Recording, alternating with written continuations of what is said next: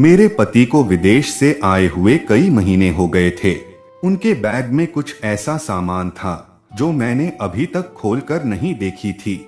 एक दिन उन्होंने अपना सारा सामान खोलकर अलमारी में रखना शुरू कर दिया और उनमें से कुछ चीजें अपनी बहनों को भी दे दी, बाकी बची हुई उन्होंने बच्चों को दे दी। मैं एक दिन बैठी सोच रही थी कि अमन मेरे लिए कुछ नहीं लेकर आए। फिर एक दिन मैं उनके सामान की तलाशी लेने लगी और मुझे उनमें से कुछ दवाइयों वाले डिब्बे और पीले रंग के पैकेट मिले। उस डिब्बे के ऊपर एक लड़की की फोटो बनी हुई थी। फोटो से साफ पता चलता था कि यह औरतों के खाने के लिए है। मैंने यह डिब्बा अपनी सासू माँ को दिखाया तो सासू माँ कहने लगी कि शायद यह दवा खूबसूरती बढ़ाने के लिए होगी, तुम इसको अपने चेहरे पर लगाकर देखना। मम्मी जी की बात सुनकर मैं खुश हो गई कि अमन मेरे लिए भी कुछ लाए हैं। शायद इस दवा के साथ मेरी जिंदगी में कोई बदलाव आ जाए। शाम को मैं यह बात भूल गई। अगले दिन मेरे पति के घर से जाने के बाद मैंने वह डिब्बा फिर से देखा। डिब्बे में दवा कम थी। मैंने वह डिब्बा उठाकर फिर वही रख दिया। पर जब इंसान के दिल में कोई परेशानी होती है तो वह उसको किसी न किसी के साथ जरूर शेयर करता है। हमारे घर में एक काम वाली आती थी जिसका नाम कोमल था। वह जवान और पढ़ी लिखी थी। मुझे उसके साथ बात करके अच्छा लगता था। उसने ग्रेजुएशन की हुई थी, इस कारण वह काफी समझदार थी और भी बड़े बड़े घरों में काम करती थी। इससे मुझे भी उससे कई तरह की जानकारी मिल जाती थी। एक दिन कोमल काम पर आई तो मैं अपनी आप बीती उसको सुनाने लगी कि मेरा पति विदेश से आया है पर मेरे लिए कुछ नहीं लाया। मैंने उसे उस दवाई के बारे में भी बताया। मैंने हमेशा की तरह कोमल से राय मांगी। उसने भी अपनी राय के अनुसार मुझे बताया कि मुझे लगता है कि यह दवाई साहब किसी दूसरी औरत के लिए लाए होंगे। विदेश से पैसा भी लाए होंगे। उन पैसों से घर की समस्याएं भी खत्म नहीं हुई। पैसे आपको भी नहीं दिए और वह पैसे कहां पर खर्च किए होंगे। कोमल की बातें सुनकर मैं भी सोच में पड़ गई कि हो सकता है मेरी जगह किसी और ने ले ली हो। पर इतनी जल्दी मैं अपने पति के ऊपर शक नहीं कर सकती थी क्योंकि हमारे बीच में काफी अच्छी अंडरस्टैंडिंग थी। फिर मैंने कोमल से कहा कि इतनी बातें बनाने से तो अच्छा है कि हम यह दवाई किसी नर्स को दिखा दें और उससे पता करे कि यह दवाई किस चीज के लिए है। कोमल दवाई लेकर नर्स के पास पहुंच गई। जब वापस आई तो उसका चेहरा थोड़ा सा मायूस था। मैंने डरते डरते उससे पूछा कि कोमल सब ठीक तो है ना? हाँ दीदी ठीक है। लेकिन उस नर्स ने जो बताया वह सुनकर मैं परेशान हो गई। दीदी, नर्स ने कहा यह दवाई बाहर की औरतें इस्तेमाल करती हैं। इसके साथ खुशबू बहुत ज्यादा और बड़ी सुंदर आती है। कोमल की बातें सुनकर मेरा बचा हुआ हौसला भी गिर गया। पर इस बात पर सोचना फिलहाल बेकार था क्योंकि हमारे घर की आर्थिक स्थिति ऐसी नहीं थी कि मैं अपने पति के साथ लड़ाई झगड़ा करके इन बातों को अपने सिर के ऊपर सवार कर लेती। इसलिए मैंने इन बातों को अपने दिल ही में ही दबा लिया। लेकिन अगर शक एक बार इंसान के दिमाग में घर कर जाए फिर निकालना मुश्किल हो जाता है। अब हमेशा मुझे अपने पति पर शक रहता जिसके कारण मेरा सुख चैन सब लूट गया था। मैं हर समय उनको शक की नजरों से देखती थी और बार बार बातों बातों में उनसे पूछने की कोशिश करती कि कहीं उनका दूसरी शादी करने का इरादा तो नहीं। कई बार तो वह मेरी बातों से चिढ़ भी जाते। फिर एक दिन मैंने कोमल से कहा कि तू इनका पीछा कर और पता लगा कि ये ऑफिस में किस किस से मिलते हैं और कहां कहां जाते हैं। घर के काम मैं खुद कर लूंगी। शाम के 3-4 बजे तक कोमल घर आ गई लेकिन उसका चेहरा उतरा हुआ था। कोमल को देखते ही मेरे दिल में खतरे की घंटी बजी। मेरे पूछने पर कोमल ने दिल हिला देने वाली खबर सुनाई। उसने कहा कि अमन सर का पीछा करने से पहले मैं एक बंगले में काम करने गई थी। पर हैरानी मुझे उस वक्त हुई जब अमन सर उस बंगले में आए हुए थे। उस बंगले में मेरी जानकारी के मुताबिक अयाश लोग आते हैं। उनकी बातें और महफिलें बड़ी रंगीन होती हैं। उस बंगले में हजारों रुपए एक ही रात में खर्च किए जाते हैं और आगे आप खुद समझदार हैं कि किस तरह के लोग वहां आते होंगे। मैं जानती हूं कि आपको यह जानकर यकीन नहीं हो रहा होगा पर सच पर जितनी जल्दी यकीन कर लिया जाए उतना ही अच्छा होता है। कोमल की इन बातों ने तो मुझे तोड़ कर रख दिया। अब मैं उदास रहने लगी। मेरा पति हमेशा देर रात को वापस आता और कभी कभी तो सुबह भी हो जाती। मैं सोचती कि अब मेरी जिंदगी में कुछ नहीं रहा। अब जब मैं उनसे कोई शिकायत करती तो अमन बात को गोल मटोल कर जाते और मेरे मुंह पर ही उस बात को मार देते और कहते कि तुम मेरे ऊपर शक कर रही हो। पति कितना भी बेवफा हो, औरत के दिल में उसके लिए प्यार कम नहीं होता। एक दिन सुबह 5 बजे अमन का इंतजार करते करते मेरी आंखें थक गई थी।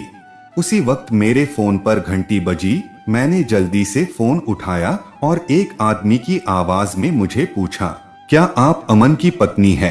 जी हाँ, मैं बोल रही हूँ। क्या बात है, सब ठीक तो है ना?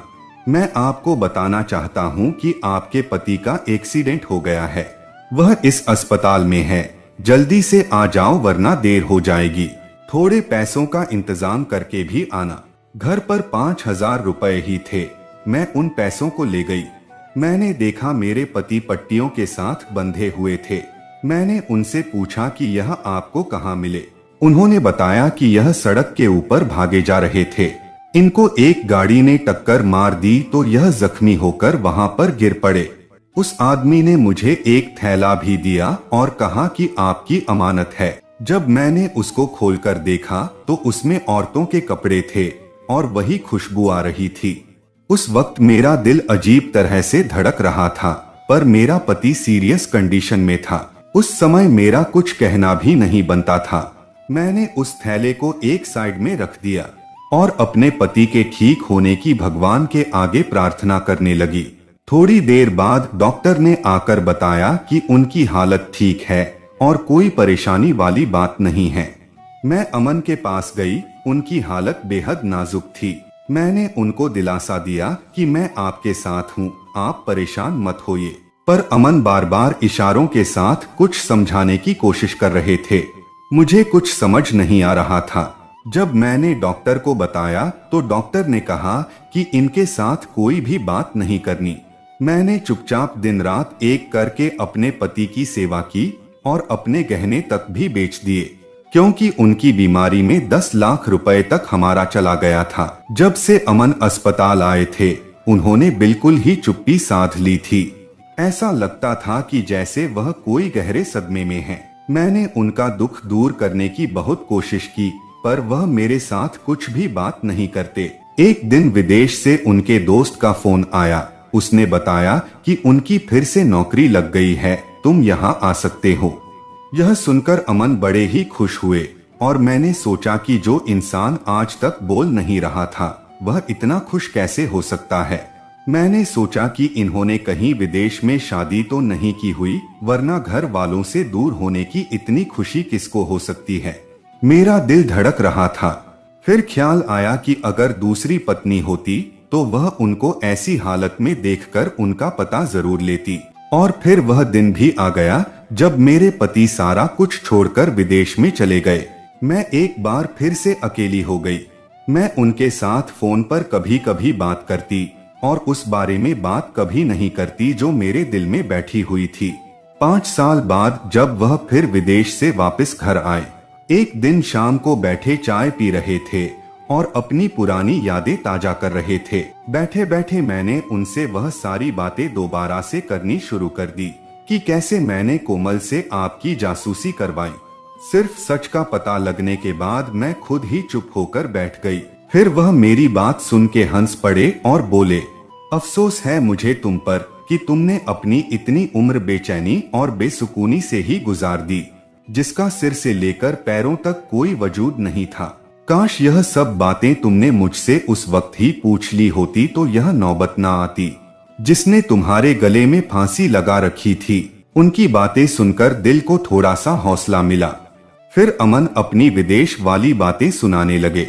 वह कहते कि मैं सोचता रहता था कि मैं कैसे तुम्हारी ख्वाहिशों को पूरा करूंगा।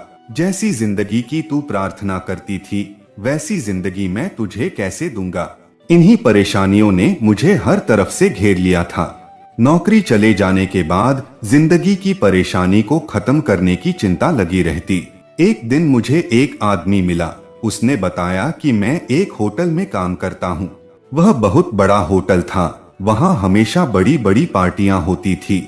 वहाँ लोग अय्याशी करने आते थे और वहाँ पर पैसों की बारिश होती थी। बिना सोचे समझे मैंने उसको कह दिया कि मुझे वहाँ ले चल। वह मुझे वहाँ ले गया और वहाँ जाकर मैनेजर ने मेरा सारा बायोडाटा लिया और उसके बाद उसने मुझे कहा, क्या तुम गाना गा लेते हो? पहले तो मैं परेशान हो गया।